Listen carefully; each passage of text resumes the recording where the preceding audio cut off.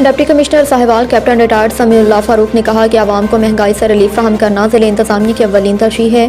ان کے مطابق حکومت پنجاب کی ہدایت کے مطابق اشیاء ضروریہ کی قیمتوں پر سخت نگرانی کی جا رہی ہے، جبکہ پرائس کنٹرول کا نظام صرف جرمانوں تک محدود نہیں بلکہ اس کا مقصد صارف کے مفادات کا تحفظ اور قیمتوں میں شفافیت کو یقینی بنانا ہے۔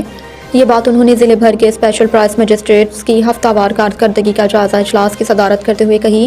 ڈپٹی کمشنر کا کہنا تھا کہ اسپیشل پرائس مجسٹریٹس فیلڈ میں حکومت کے نمائندے ہوتے ہیں اور ان کی کارکردگی کا براہ راست اثر عوامی اعتماد پر پڑتا ہے۔ تعینات ہونے والے اسپیشل پرائس مجسٹریٹس کو خوش آمدید کہتے ہیں۔ ہدایت کی کہ وہ سینئر افسران کے تجربے سے فائدہ اٹھاتے ہوئے مؤثر نگرانی اور عوامی شکایات کے فوری ازالے کو یقینی بنائیں۔